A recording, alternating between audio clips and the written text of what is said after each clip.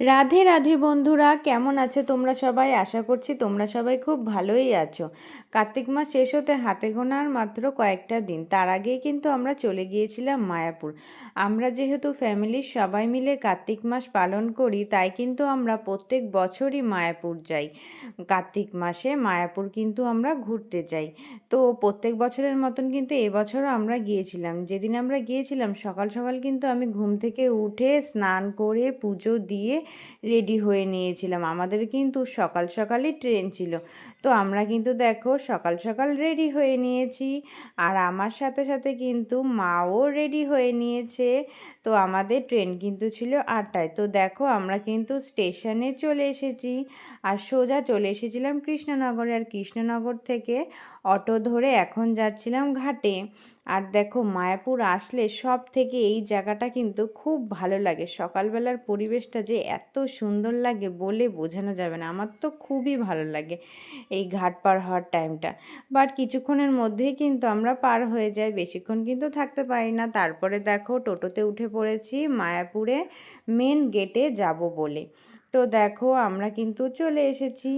আমরা কিন্তু একটু আগেই চলে এসেছিলাম। আমরা যখন এসেছি দিরা কিন্তু তখনও এসে পৌঁছায়নি, ওরা কিন্তু ওই দিক দিয়ে গাড়ি নিয়ে এসেছিল। তো আমরা দেখো এসে কিন্তু বাইরে দিয়ে একটু ঘুরে নিচ্ছিলাম। তারপরে দিরা যখন আসলো তারপরে কিন্তু আমরা মেন মন্দিরের ভিতর প্রবেশ করেছিলাম। তোমরা কিন্তু সবাই জানো মেন মন্দিরে কিন্তু ফোন নিয়ে ঢুকতে দেয় না, তাই তোমাদের সেই ভিডিওটা দেখাতে পারলাম না। আর এখানে দেখো মার বাবা যাচ্ছিল। তো তারপরে আমরা কিন্তু প্রসাদের কুপন কেটে নিয়েছিলাম, আর দুপুরবেলা মন্দিরে ভোগ আরতি দর্শন করার পর কিন্তু আমরা প্রসাদ পেয়েছিলাম। তো কার্তিক মাসে কিন্তু মায়াপুরে একটু বেশিই ভিড় ছিল এবার। প্রত্যেকবার কিন্তু আমরা ফার্স্টের দিকে আসি, তখন অতটা ভিড় থাকে না, কিন্তু এবার যেহেতু লাস্টের দিকে এসেছি মায়াপুরে কিন্তু প্রচণ্ডই ভিড় ছিল, তোমরা দেখতেই পাচ্ছ।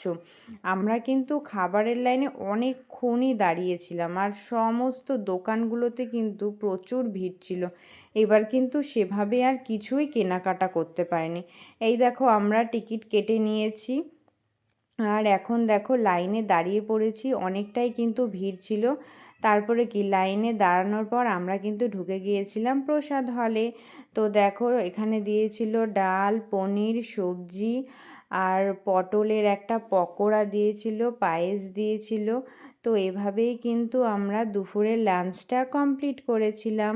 দুপুরের লাঞ্চ কমপ্লিট হওয়ার পর কিন্তু সবাই মিলে আমরা মাঠে বসেছিলাম। আর প্রত্যেকবার আসলে জানো তো বাড়ি যাওয়ার একটা তাড়া থাকে, এবার কিন্তু সেই তাড়াটা একদমই ছিল না, কারণ আমরা কিন্তু রুম নিয়ে রাতে ছিলাম ওখানে। এর জন্য খুব সুন্দরভাবে বিকেলটা কিন্তু অনুভব করেছি, আর দারুণ লেগেছে। আর সন্ধেবেলাতেও কিন্তু এখানটায় ছিলাম, এভাবেই কিন্তু সারা দিনটা খুব আনন্দ করেছি সবাই মিলে। আর বাড়ির সবাই থাকলে না একটু বেশি আনন্দ হয়।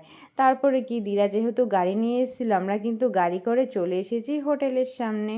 তো দেখতেই পাচ্ছ এই হোটেলটাই কিন্তু আমরা রাতে ছিলাম। তো দেখো এখন আমরা রুমে চলে এসেছি।